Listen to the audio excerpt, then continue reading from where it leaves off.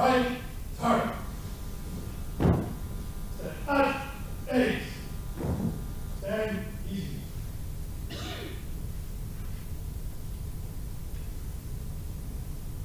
Thank you, everyone.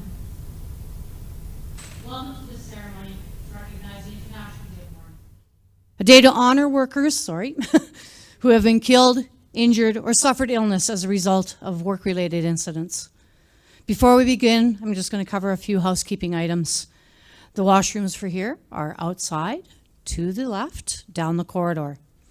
We also have a quiet room that is located down the corridor for anyone who feels they need to reflect on their own. We also have a counselor with us, this wonderful young lady who is also one of our guest speakers, Alicia Hadija, thank you, ooh, scary, who has joined us and will be offering her services to anyone who may need them. And we welcome her for that, and thank you. AUPE's Occupational Health and Safety Committee believes strongly in supporting members and recognizing the impact to everyone when we commit to go to work every day with the intention of returning home, and we are not able to do so. My name is Bonnie Gostola, and it is my honor to be a Vice President for AUPE and the Chair of the Occupational Health and Safety Standing Committee. And I'll be your host for this Day of Mourning ceremony. We know the Day of Mourning can be difficult and very emotional for some people. Many of us have lost loved ones or struggled with stress or injury due to workplace hazards and job strain. Should you feel triggered or want to talk to an ally, we've invited our outreach coordinator to be available for you for this whole day of mourning.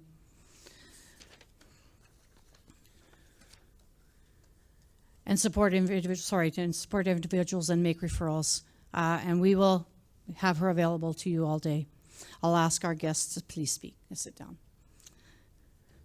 I'm going to now ask Denise Johnston to join us up at the podium and to do our treaty acknowledgement.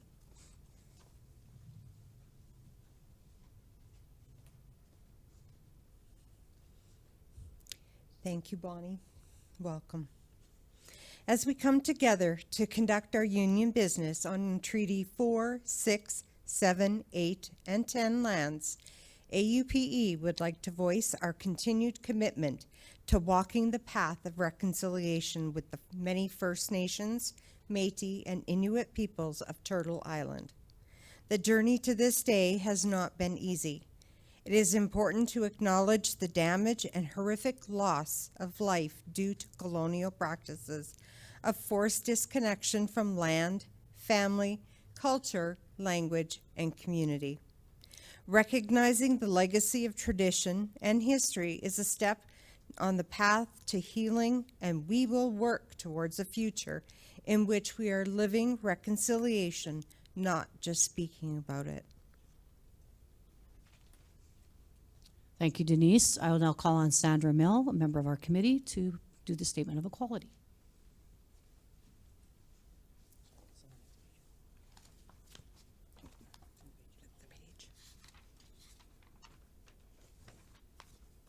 Thank you, Bonnie. Good morning. Statement of Equality.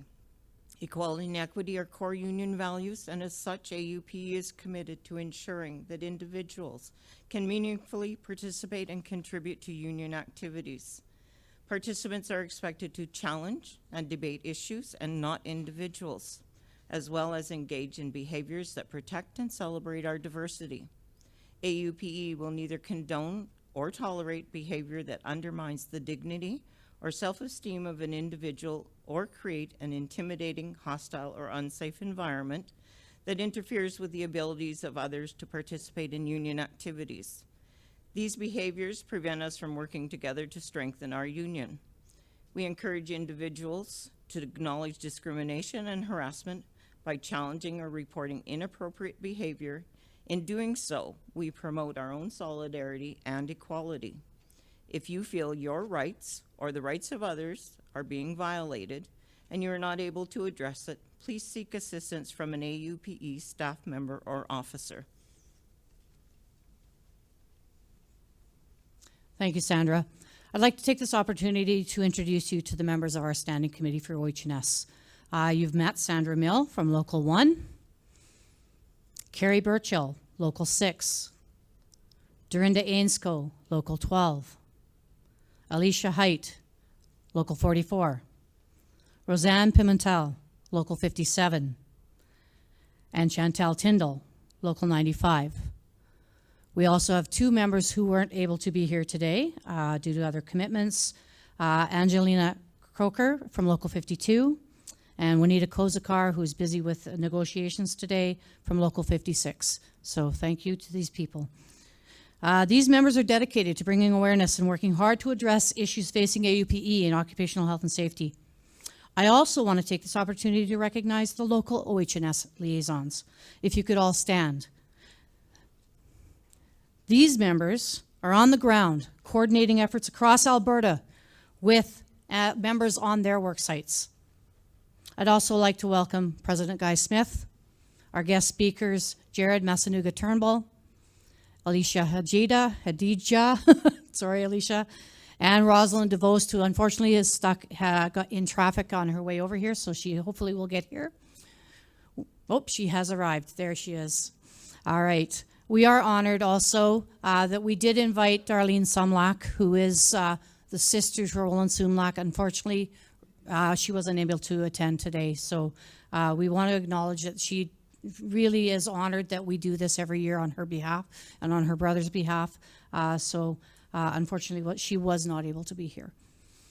April 28th is the international recognized date where we gather to honor and mourn those workers who have lost their lives or livelihoods due to injuries or illness. The cost is too high, even when one individual loses their life while trying to earn a living. The incidents of psychological, mental, and physical injury are on the rise. Demands for more legislation to protect workers' overall well-being has all but fallen by the wayside due to governments bent on protecting employers and not the workers. Mental health issues, or better known as psychological injuries in OHS realm, is becoming more prominent in many of our workplaces. Our reporting of incidents has seen a rise as an increase of numbers has risen over the last few years. I'm going to call upon the OHS members here to speak to you on some of these things. Hello, my name is Alicia Height. I'm from Local 44 Nursing, and I'm a member of the OH&S Standing Committee. Are you aware, because of the industries they work in, AUPE members are more likely to be hurt on the job than other workers? Healthcare, education, and government services see more injuries than in industries that most people perceive to be more dangerous, such as agriculture, forestry, mining, and construction. My name is Natasha Forn-Botsford, and I'm the OH&S Liaison for Local 2. For many years, AUP has fought hard in supporting and fighting for the protection of workers. We have identified the needs to raise awareness for what those injuries can look like, whether they are physical or psychological in nature. We believe that every worker should come home safely at the end of their day. Safety is for every worker, including psychological injuries, which are the unseen injury, the hidden away illness, and is a stigmatized attack on our well-being. The effects on the worker have not been fully realized. How employers recognize and accept the consequences of psychological health is the major challenge for many members of AUPE. It has been recognized as a major bargaining issue for many members.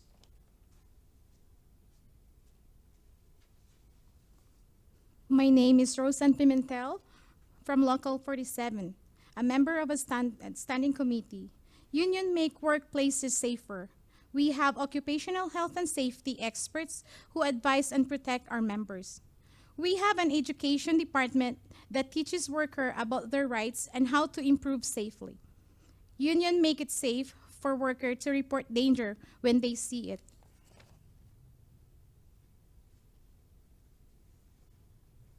I'm Chantal Tyndall from Local 95 and a member of the OHS Standing Committee.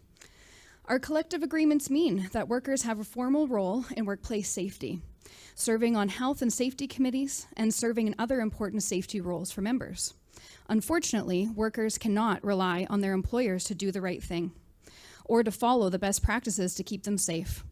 Far too often, the appetite for profit or the pressure to cut spending puts those workers in harm's way.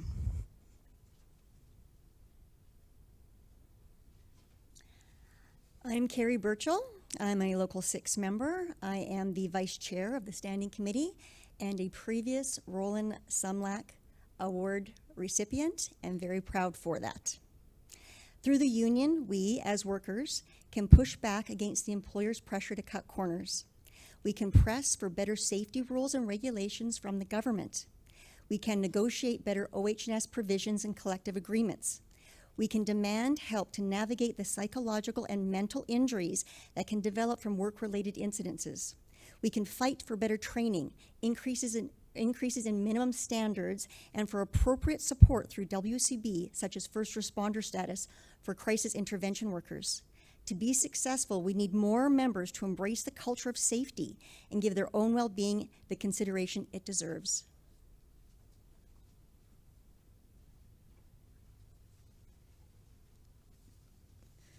I'm Sandra Mill. I'm Local 1. I'm the OH&S liaison as well as a member of the Standing Committee. Frontline workers across the province have put their physical health and mental well-being on the line. Members providing vital public services, whether it be at an office in a government agency, service delivery in acute care, continuing care, protecting our safety and corrections law enforcement, protecting the most vulnerable in areas in social work. AUPE members and other workers have put the needs of others above their own.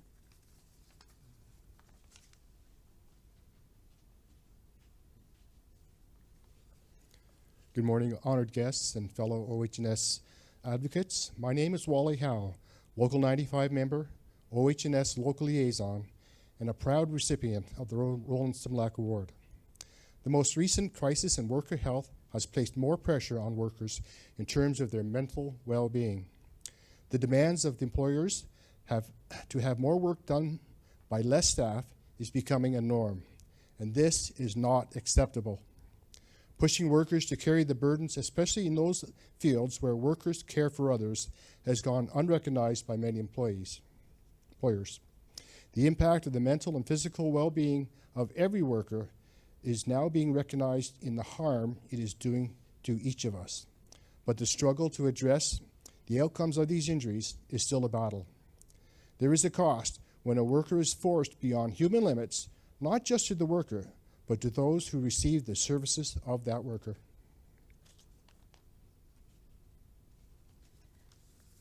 My name is Cindy Bill, Local 54 member and the local OH&S liaison. This year, let us do more than grieve for the workers we have lost.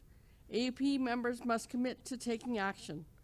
Support our bargaining teams who are fighting to improve the language for overall safety and wellness, but also working to include language on recognition of psychological injury.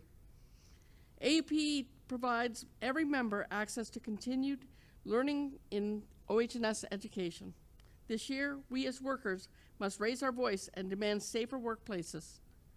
We must demand more access to proper safeguards to protect our mental well-being as well as our physical well-being. We must demand recognition of our mental well-being and workers' compensation. Safety is our job. We cannot count on anyone else to do it.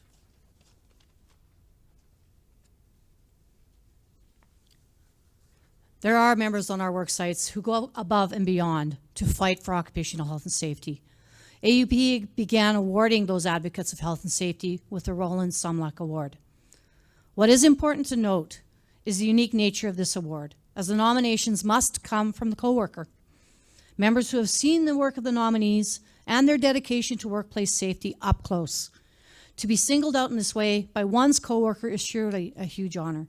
To those who sit and attend worksite health and safety committee meetings, thank you. You are the first line of advocacy, and you are there to protect the rights guaranteed under occupational health and safety legislation, regulations, and collective agreements. At this time, I'd love to be able to ask our president, Guy Smith, to say a few words.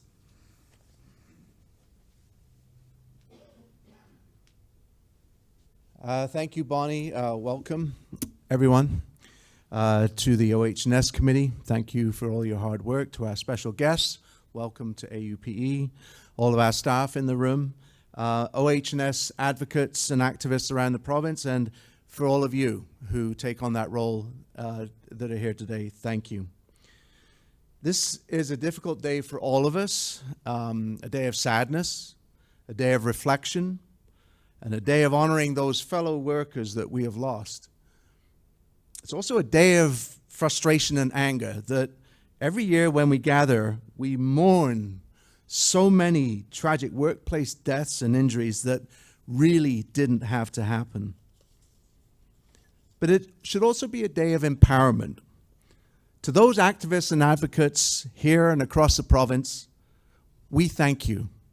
Thank you for your tireless efforts to fight for health and safety. Thank you for challenging yourselves to learn, to grow as OH&S leaders, and to ensure you are protecting your fellow workers as much as you can.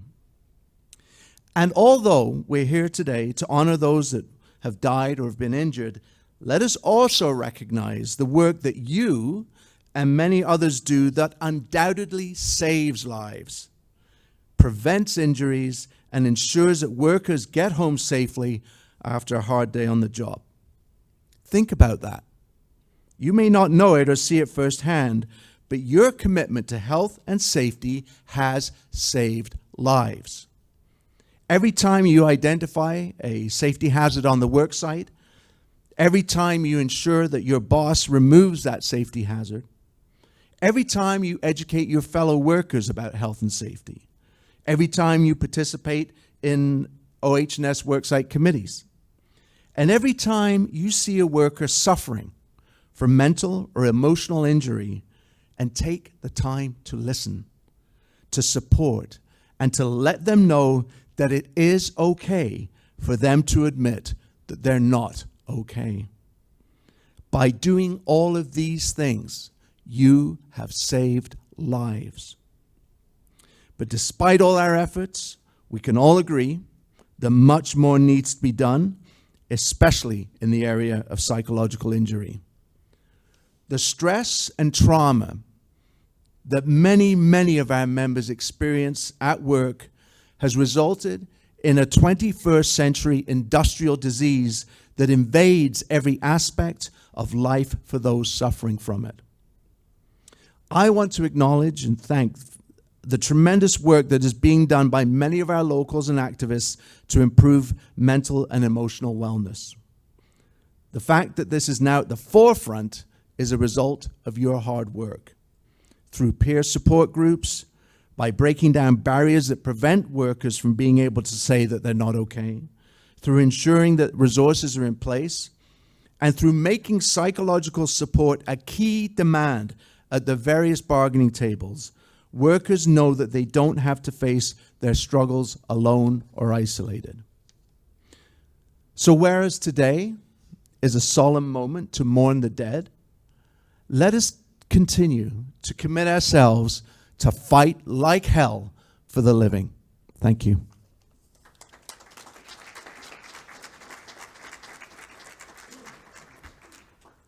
These tall guys. This mic's going to go up and down all day. Thank you, President Smith. I would now like to call on our first guest speaker, Jared Matsunuga-Turnbull, the Executive Director of the Alberta Workers' Health Centre. And Jared is a friend of AUPE. Many of us got to be introduced to some of the work that his group is doing, and we are proud to be a participant in that work you do. And welcome, Jared. Yes, the giants have arrived. Okay. Well, good morning, friends, allies. My name is Jared Matsunaga-Turnbull. My pronouns are he, him, and I'm the Executive Director of the Alberta Workers' Health Centre. We're a small, not-for-profit organization that does workplace health and safety prevention education. We're worker-focused, we're worker-funded, and we're worker-governed, and we're committed to anti-oppression and anti-racism. Our work takes place on the lands of diverse Indigenous people, As treaty people, we're committed to collaborating with others to achieve health, safety, and justice for all workers on this land. I want to thank AUPE for inviting me to speak to you today as we gather to recognize the 165 people, workers, who died last year, their loved ones, and all the people whose lives have been changed by workplace fatalities, injuries, and illnesses. And this continues to include COVID. Now, for a long time, workers have said that on today, the International Day of Mourning, we mourn for the dead and fight like hell for the living.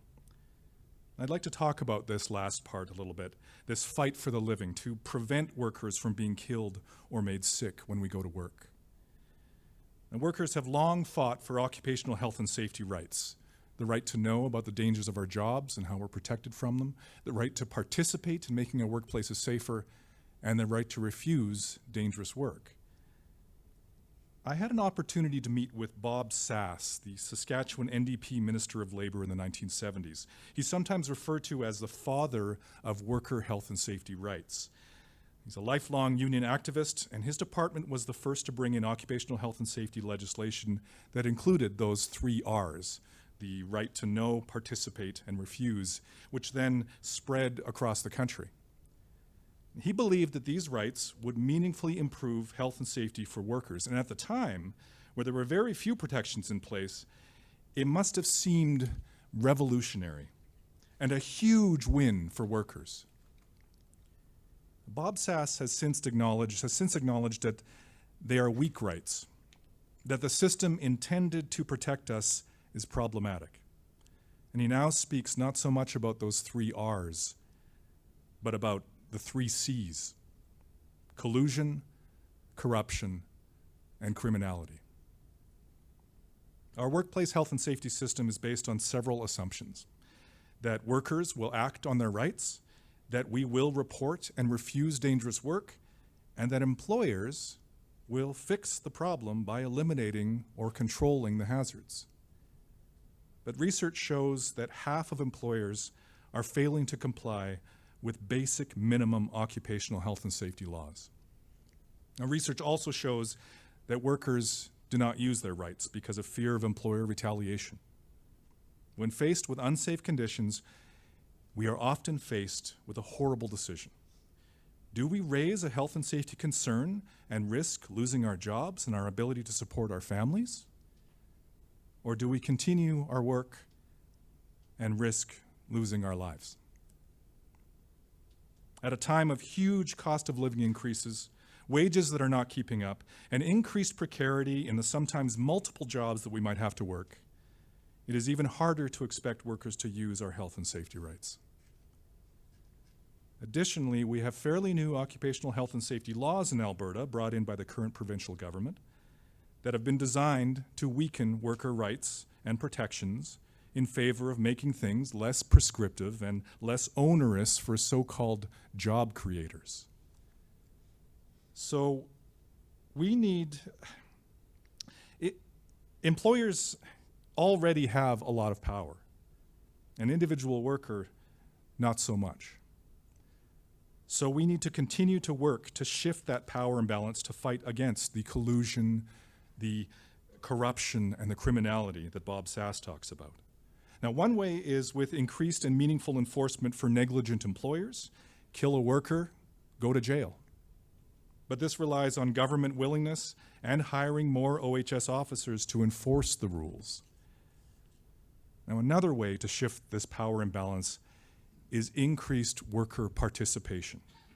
Active health and safety committees, union involvement in health and safety matters, and even just sharing information with each other, making it normal to have conversations every day about improving working conditions. Now, it's easier for some workers to participate than others. Many workers come up against significant barriers beyond fear of employer discipline: language barriers, lack of job security, intercultural barriers where the way things are done in Canada may be very different than back home, or residency status tied to your employment or to your employer. So it's important for unions to ensure information and education is reaching workers where they are at, that acknowledges barriers and seeks to remove them. workers may then see a clearer pathway to using the right to participate, whether this is becoming more involved in health and safety or in the union itself. In this way, we can create change inside the workplace. But I want to remind folks that there is a major need for workers to participate outside of the workplace as well. And that's because workplace health and safety and worker protection more broadly are political. Workers must get even more involved in pushing for improvements in the political sphere by being involved in elections, in campaigns, and in other actions that build worker power. We have to engage with our own communities, and we have to support historically or currently marginalized communities who lack resources, who are also under attack, and who are actively discouraged from participating. So today, on this day of mourning, let us remember those who have been killed and injured at work. And tomorrow, let us continue to fight like hell for the living. Because an injury to one is an injury to all. Solidarity. Thank you.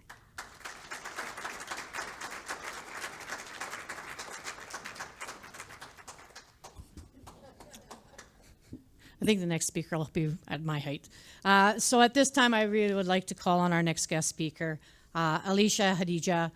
Alicia is a registered social worker and has had the pleasure of meeting and learning from many different people over her 15 years in the field. Her practice allows her to support individuals, adults and youth, experiencing domestic violence, addictions, and mental health. In her personal realm, she is a proud mom of two wonderful, energetic, and creative boys, enjoys the outdoors and adventures, running, and has even taken up longboarding. Ooh. She holds dear is being present and available to people she holds close to her heart. The topics we are discussing today have impacted her in many ways. The death of a colleague in a workplace incident and her own personal fight for her own mental health issues and wellness has given her great insight and passion for her practice. Through these experiences and others, Alicia has realized the importance of having hard discussions so the stigma can be shattered and the freedom that can be felt. Alicia owns and operates Connections to Thrive, where she compassionately serves individuals who have been impacted by traumatic incidences and are ready to process the emotions tied to trauma, as well as individuals impacted by the mosaic of adoption and guardianship, recognizing that trauma impacts mental health wellness. So please welcome Alicia.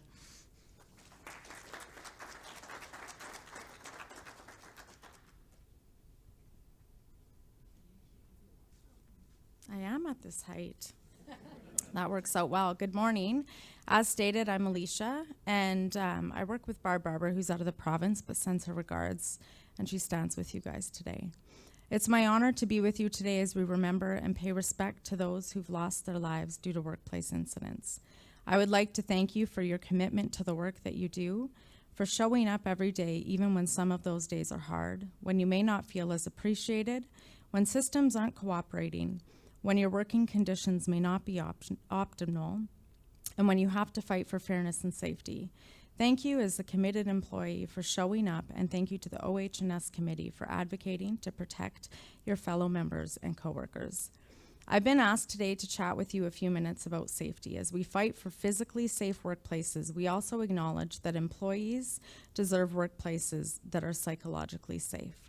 Workplaces that are healthy, workplaces that promote and strengthen our mental well-being, and workplaces that do not cause harm through negligent, reckless, or intentional ways.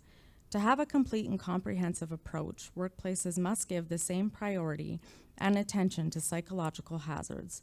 I suppose you could call them the unseen hazards. You may not be able to see the hazard coming, but rather the impact and the lasting effects that employees will have. And by that time, we are no longer in prevention mode, but in crisis mode.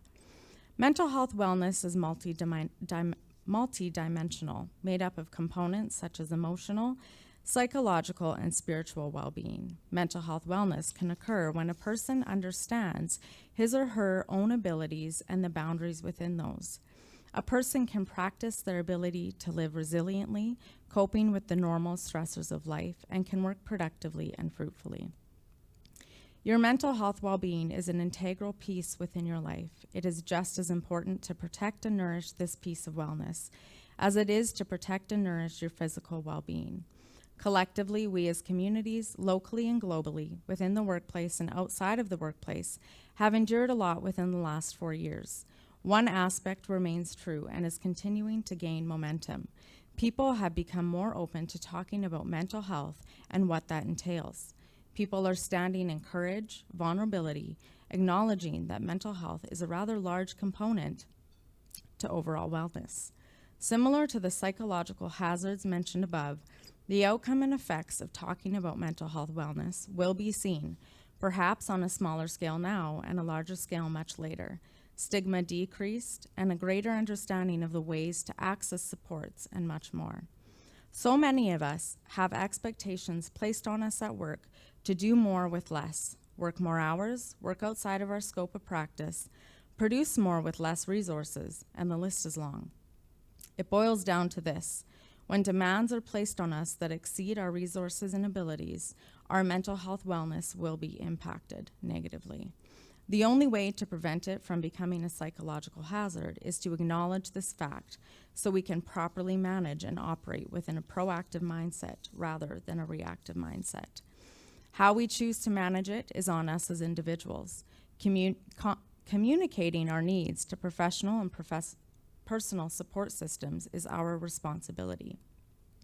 Allowing others to support us can only be done when it is voiced that support is needed. I want to encourage you to consider these 2 points today: making your mental health a priority, acknowledging that if you don't, the potential for a psychological hazard to slowly or rapidly form is there and can show up in ways you never intended. Secondly, how do we bridge mental health, psychological well-being into the workplace, allowing it to become just as important as the employee's physical safety? Looking at our first point to ponder, why is it that so many of us put our own mental health wellness and needs on the back burner? Perhaps it's because it's a taboo topic, or someone allowing their needs to be put at the same level as others was not something you witnessed. And there are many different reasons for this. We know that stress can be all-encompassing, leaving individuals feeling overwhelmed. Logically, we can wrap our minds around this concept, but it can be hard to implement. We know that in the workplace, there are people who feel they must be okay so that there are no issues with colleagues or managers. I want to offer you some practical questions that can be used to do some self-exploration. To change something, we must first acknowledge that something needs to be different. What would making your mental health a priority look and feel like? What would the positive outcomes be? Who benefits from this change? What other areas of your life would change in a positive way if you were to prioritize your mental health? And what is one small change that you can make today? Everyday stressors, our responsibilities to family, relationships, friends will always be there. However, when our mental health well-being is a priority, we can begin implementing boundaries surrounding all of these areas. There is a saying, hold yourself accountable before someone else does, and when talking about our mental health, it is no different. When you are dealing with life's difficulties, it's hard to focus at work and focus on what we are doing.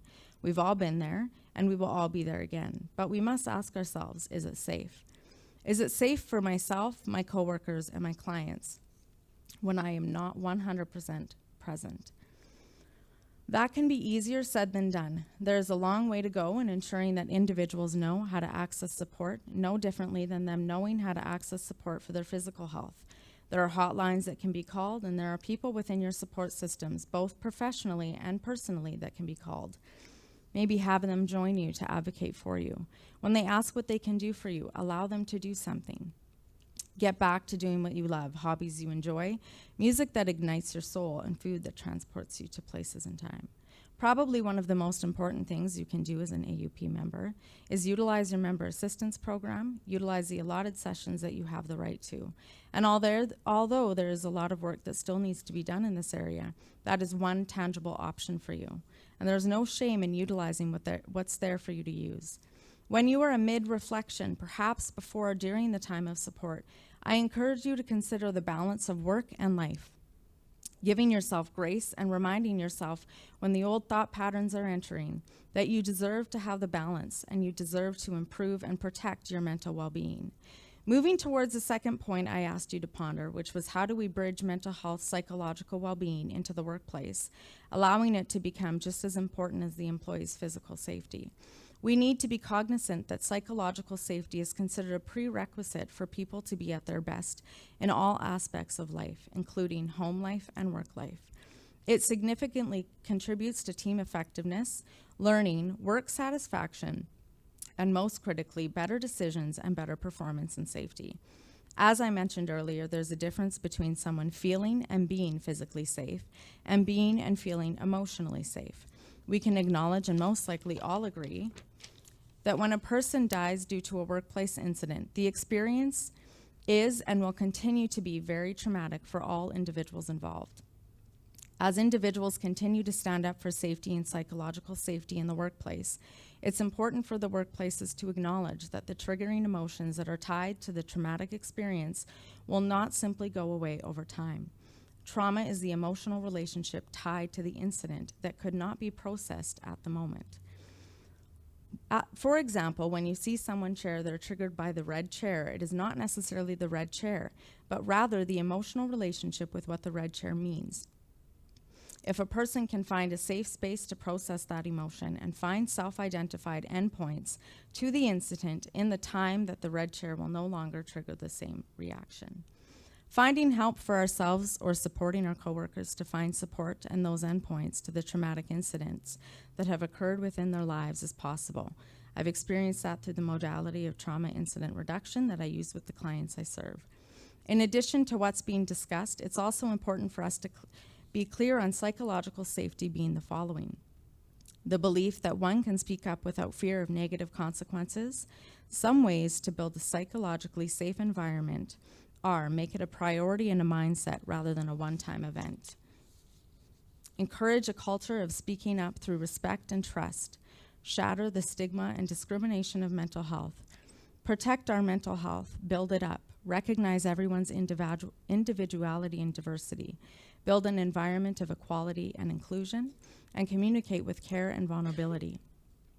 When we experience strong mental and emotional support from employers, we feel safe, and in turn, trust has been earned, allowing employees to better manage workplaces, stress, and anxiety.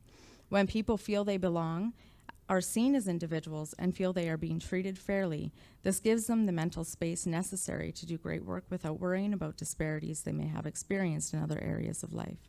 There is a growing urgency to address workplace practices to promote mental health. By focusing on one or more of these areas of mental wellness, we can build toward a healthier workplace overall. One that is supportive, one that builds connections between people, and that honors that individual differences that make us all capable of great things. Let us remember that mental health is a shared responsibility. It's about fostering a world where everyone can thrive physically and mentally. By addressing mental health with compassion and understanding, we pave the way for a brighter, healthier future. Make your mental health and yourself a priority. Thank you.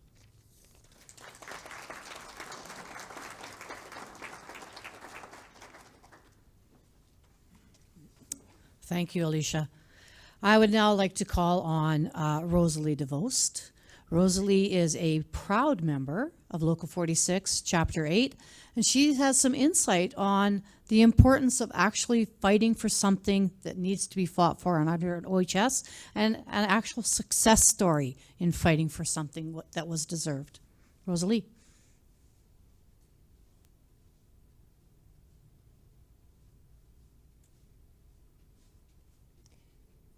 I'm very tall, so thank you. Thanks. Let me just open my laptop here. Good day, ladies and gentlemen, and honored guests. My name is Rosalie DeVoe. My pronouns are she, her. I'm a licensed practical nurse working at the Royal Alex Operating Room, the Cardiac Recovery Room, and Plaza 124 HealthLink. I am a Local 46 Chapter 8 Vice Chair, Council Representative, Union Steward, recipient of the 2020 AUPE Young Activist Committee Award, and I'm the Joint Workplace Health and Safety Worker Rep for Plaza 124. If you know me, you know that I love causing some good trouble. My father is here. He's a retired healthcare aide, so he's gonna laugh when I say this. I grew up with 4 siblings, so I know how to fight and I know how to argue. Today we gather not only to commemorate a day of mourning, but also to celebrate the power of collective action and the triumph of perseverance. My journey has been one of resilience and determination. For too long, the voices of workers have been silenced, their concerns dismissed, and their well-being compromised. But today we stand as a beacon of hope, a shining example of what can be achieved when we unite for a common cause. Through tireless activism and unwavering commitment, I had the privilege of championing this cause for my fellow employees. And today I'm humbled to share with you a triumph born out of this resolve. HealthLink was given notice to move to CN Tower in July 2023 to move in October of 2023, so 3 months notice. The CN Tower is located in an area within downtown Edmonton with a lot of social disorder. There was concerns of people getting assaulted on their way to and from their cars, history of cars being set on fire in the parkade, and a slew of other very unsafe things happening and the potential for stuff to happen further, as HealthLink would be the only 24-hour employees at this site. There was IT staff who used to work in this building, and due to them being attacked on their way to and from work, they now work from home. It's not a safe place for a workforce that was majority men, but AHS decided it was safe enough for nurses.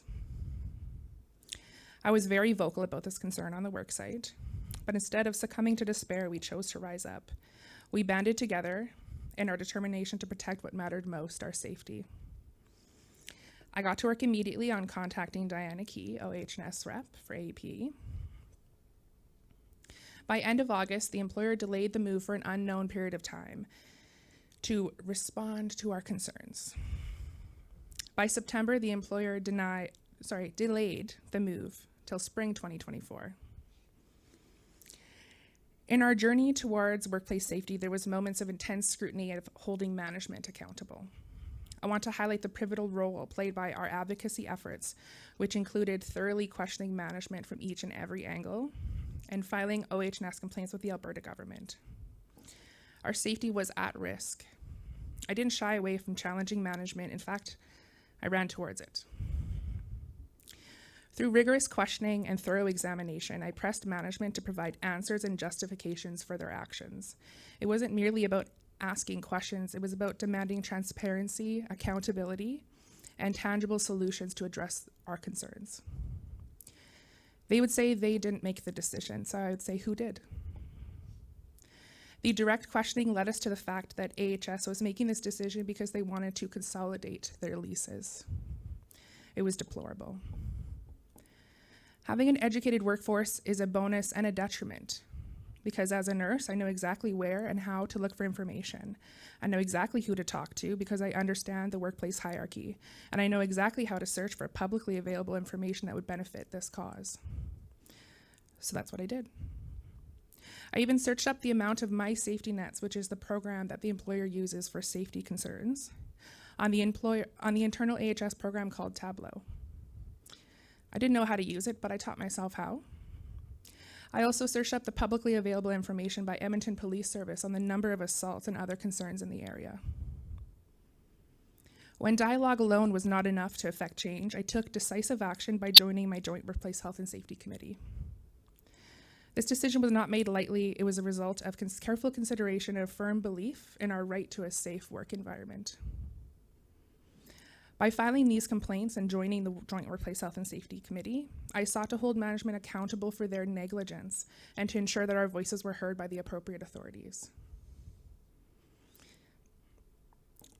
During the process of challenging management, I had to do a lot of inner work of letting go of the need to be liked or to be palatable. And today, as we celebrate our victories, I'm proud to say that our efforts have not been in vain. Our actions have not only resulted in tangible improvements to workplace safety, but they've also set a precedent for holding management accountable and ensuring that workers' rights are respected. On March 1st, 2024, HealthLink staff were given an email notice that there was no longer any plans to relocate us to CN Tower at all.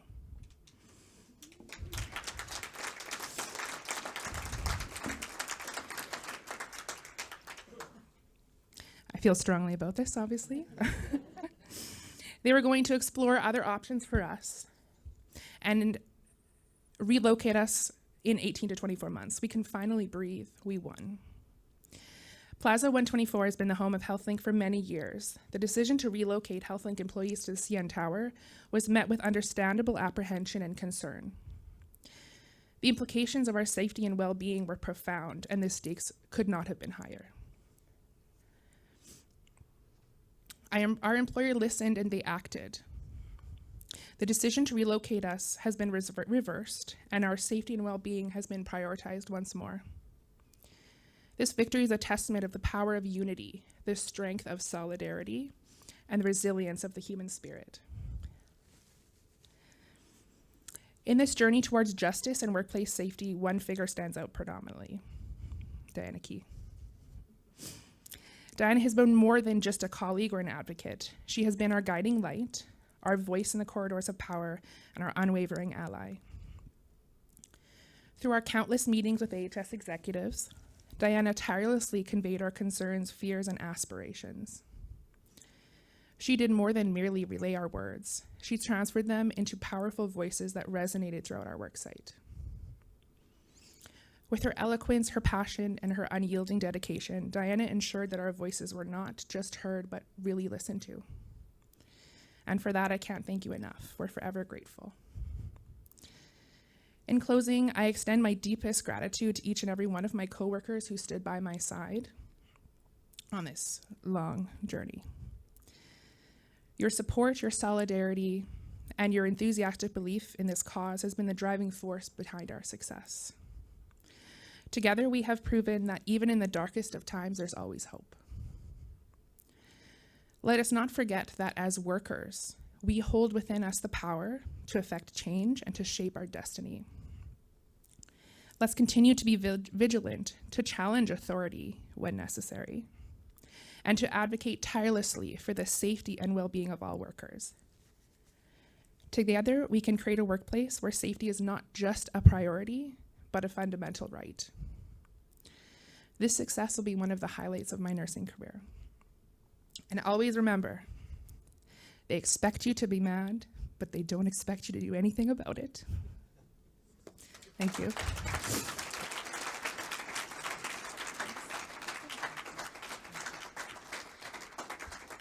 Wow.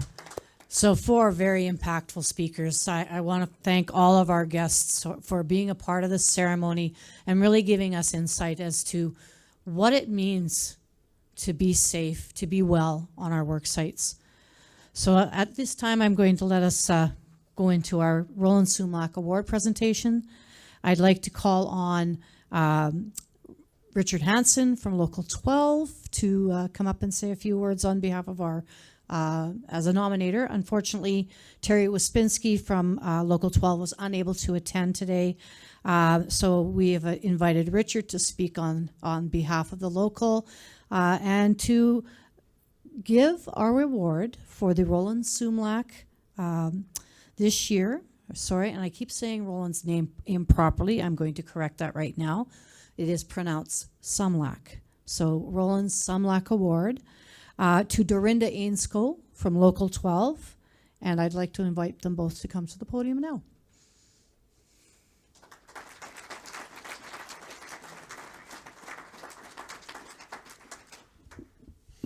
Hi, everybody. What a great lineup of speakers. This has been awesome. I'm Richard Hansen. I'm the chair of Local 12. It's my honor and privilege to present this award, Roland Sumlak Award, to Dorinda on behalf of Terry Waspinski, who unfortunately could not be here. I would like to read her words that she put in the nomination about Dorinda. Dorinda works as a caretaker at William Watson Lodge in Peter Lougheed Park in the Kananaskis region, member of AUPE Local 12, which is the Technical General and Field Services. Best local. Dorinda shows tremendous passion for OH&S at her work site and community. Her enthusiasm and attention reminds me of another person I've had the honor, this is Terry's words, I've had the honor and pleasure to work with, Dennis Maleko. You'll recognize that name in a few minutes. Both Dorinda and Dennis Maleko have been selfless in the time and energy they've been given to make our workers and work sites safe. Dorinda walks the talk and is not afraid to stand up and advocate for changes to unsafe practices at work sites for AUPE on all other workers. If any person at a work site has questions or issues, they contact Dorinda, who is known to as the go person for OH&S concerns. At a work site here are some of the things she has been able to make changes to make the work site safer. Getting parking lot lights changed to LED because the old ones kept burning out all the time. This caused danger with wildlife in the dark. Success in getting timer clock on unstaffed buildings after hours. Success getting gas pump nozzles safer for use. Staff request for ergonomic chairs was accomplished. Made sure contractors called back to remove scaffolding that was left blocking emergency exits. Really? Further to the work Dorinda is involved with for OH&S, there's other positions she holds: local vice chair and council rep, local subcommittees, OH&S, education and policy, chapter chair and AUPE convention delegates, area council vice chair working to activate it, union steward, and worksite contact since 2011.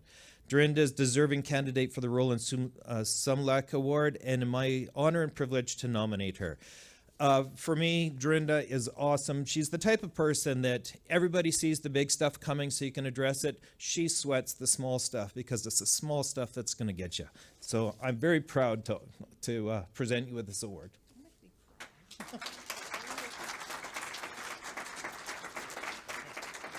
Picture? You going to do picture?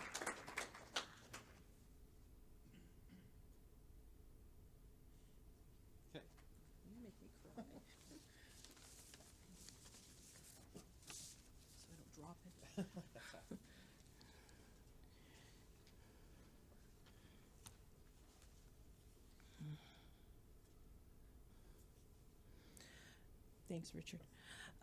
I'd like to thank Terry Wispinski for nominating me, and Richard for also being part of my nomination, and for driving up from Calgary to present it to me. He's been very busy with bargaining, and thank you to your manager as well.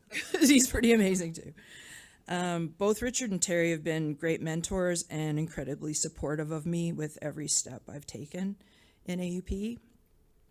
So OHS is one of the most important things achieved by labor activists who came before us. It's important that workers know they have rights and a voice regarding OH&S at their work sites. It is also important that workers who are not comfortable using that voice know that there are people at their work sites who will speak up with or even for them. I am proud to be one of those individuals at my work site and in the Kananaskis region. I've been called the OHS Pitbull, so I just don't let stuff go. My colleagues know they can come to me with questions or concerns, and I will do everything I possibly can to help them. The Roland Sumlak Award was commissioned by my Local 12, by coworkers of Roland's. This makes my receiving the award even more special to me, as there's a really proud history, and we're very proud in Local 12 to be associated with this, a prestigious award. To receive recognition for something I am so passionate about will help in keeping that passion ignited. I am very proud of the work I have done, and this recognition means a lot to me, actually. And I tried to keep as close to a minute. I was told by my committee yesterday I only had a minute, so I tried really hard. So again, yeah, thank you. Thanks very much. I really appreciate this.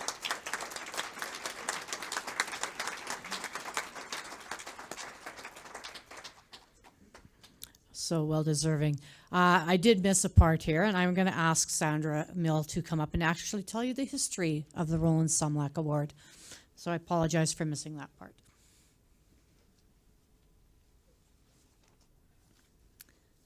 So the Roland Sumlak Award honors members who show dedication in encouraging health and safety measures in the workplace. The winner, or the recipient of this award, will be an example to other members in raising awareness of occupational health and safety issues and strives for a higher standard in health and safety on the job. The award is named for an AUPE member who was killed on the job while working for the government of Alberta, and is presented each year at the union's annual International Day of Mourning ceremony to a deserving member. So we'd like to just acknowledge at this time some of our past recipients that are with us today. So, hold on, paper going this way. Our 2018 award recipient, Carrie Burchell from Local 6.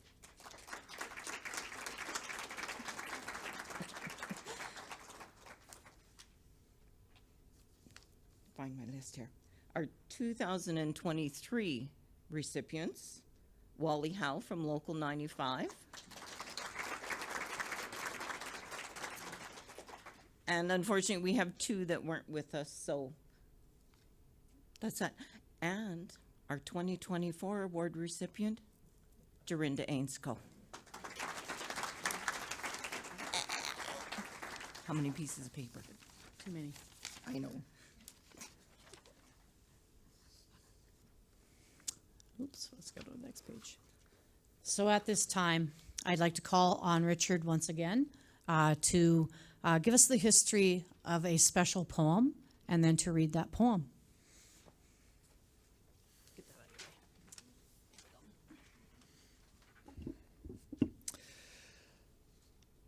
The poem, Someone. Each year, a poem is read at the Day of Mourning gathering. The poem is written in the memory of Roland Simlak, who died October 9, 1990. This poem was written by his friend and AUPE Local 12 colleague, Dennis Mickelson. On April 28, 1996, AUPE Health and Safety Specialist Dennis Maleko, the Dennis I mentioned earlier, had the honor of reading this poem at the United Nations as part of a two-person labor delegation. Today marks the 28th anniversary of the reading of the poem at the UN. Someone by Dennis Mickelson. Someone died the other day. An accident is what they say. The boom went up and hit the line. The medics came, but not in time. How could this happen? We stare and say. We practice safety every day. We grieve with the family and do our best to help each other through this test. Suddenly emerged from unseen forts, inspectors chastise and make reports. Where were they before the day a safety hazard took a life away? In a hurry, running late, do it now or it can wait. But the work's important, priority one. We can do it if we run. Need more training, that's okay, but it can wait for another day. What? Staff unhappy? All will be well when we hear from personnel. Safety's important, it's not a game. That was the line before the budget came. Reduce your workload, that's not what we meant when we cut staff by 10%. The more we do, the more needs done. Building empires is really fun. Do your work and really care. The more you do, the better I fare. The death of our brother was tragic and wrong, but he cared and our memories will be cherished and long. With his passing, our brother left something to do. The torch has been passed to me and to you.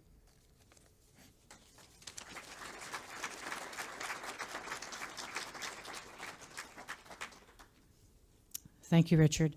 That poem's message is as relevant today as it was the day it was written. And at this time, I would ask all of you to please rise if able, and please observe a moment of silence to honor those we have lost.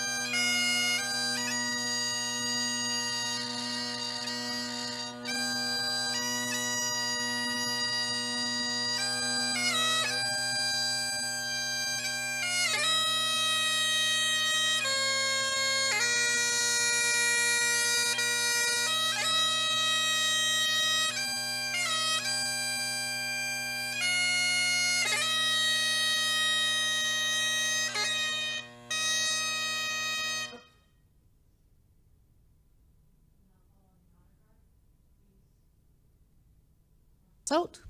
Thank you very much, everyone. There will be a light lunch in the atrium. Please feel free to welcome and join us and talk about occupational health and safety and this day of mourning.